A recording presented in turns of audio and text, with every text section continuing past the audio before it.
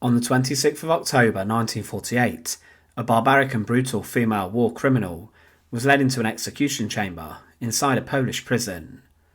She was taken up to a hook in the ceiling where the noose dangled from, and the executioner then ordered her to stand on a stool, where the noose was then secured around her neck. Throughout the Second World War, there were many concentration camps which were used by the SS and the Nazis to instigate a reign of terror onto prisoners. At sites such as Auschwitz and Bergen-Belsen, death and depravity lurked around every corner. There was a huge amount of suffering. Many SS guards were brutes, and were known for their murderous and violent actions.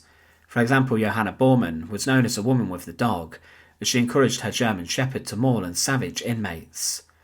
One camp located in Poland was Majdanek, and here it's estimated that around 78,000 people were killed by the horror that was found within the barbed wire fences. The camp was found on the outskirts of the Polish city of Lublin, which saw a lot of suffering during World War II. There was one female guard who worked there who became known for her brutality and crimes. Elsa Ehrich was, after the end of the war, sentenced to death for her crimes. She was hanged inside of Lublin prison at the age of 34. But what was her story, and what did she do that was so barbaric? Join us today as we look at the execution of her, the Beast of Majdanek. And as always, to support our channel, please make sure to subscribe. Elsa Ehrich's early life prepared her for ultimately what she would later do inside the concentration camps. Before the war, she worked inside of a slaughterhouse and would probably see lots of tough sights. However, she would take this brutal mentality into the concentration camp system. She volunteered on the 15th of August 1940 to work inside of the camps, and initially was sent to Ravensbruck, an all-female one. Here she learned how to become a female guard and how to violently instill a reign of terror onto the inmates.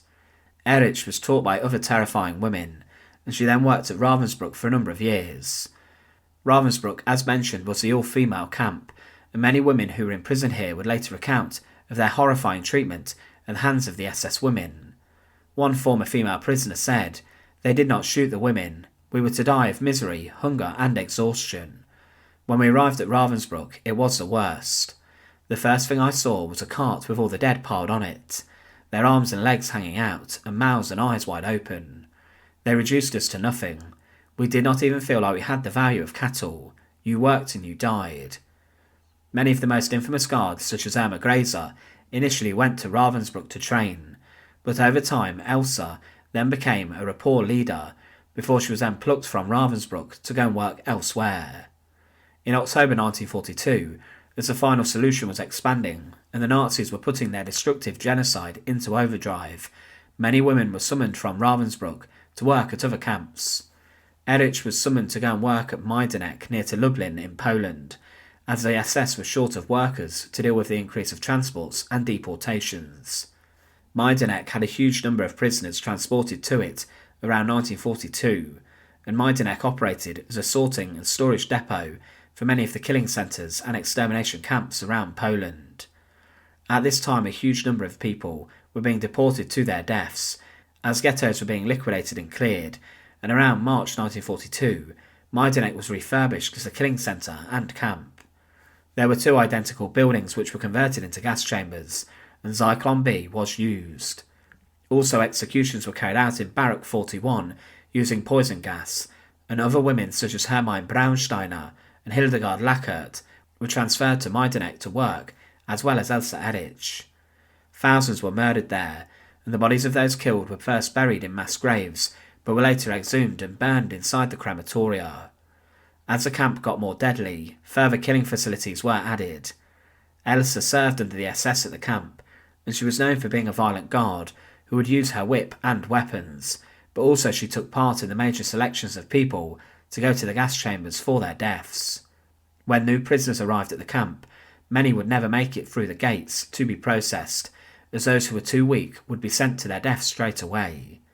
It was guards such as Elsa Ehrich who played God with people's lives, and she would decide who would live and who would not.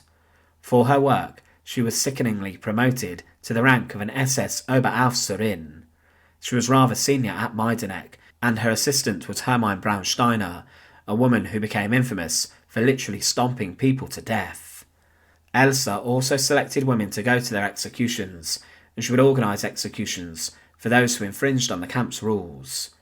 It's believed that whilst at Majdanek, she was responsible herself for the deaths of thousands of prisoners who died in the gas chambers, and thousands who were selected were women and also children.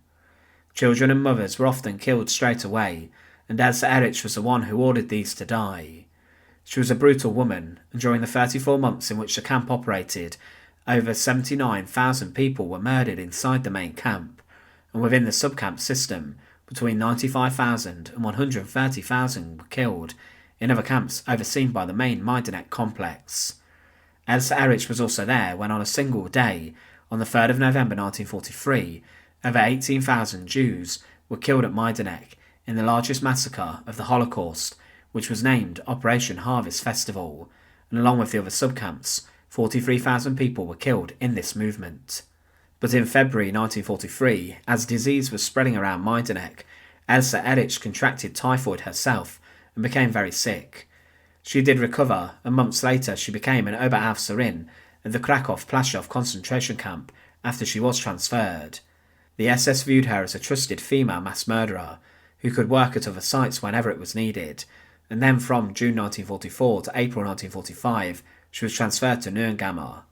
At all the sites where she worked, she oversaw terror and evil, but as the war was coming to an end, Elsa Ehrich was arrested by the British in Hamburg. She was then transferred to American custody and was held at Dachau alongside other war criminals. She shared a cell at the time with the barbaric SS guard Maria Mandel, who too it's believed was responsible for the deaths of hundreds of thousands of people.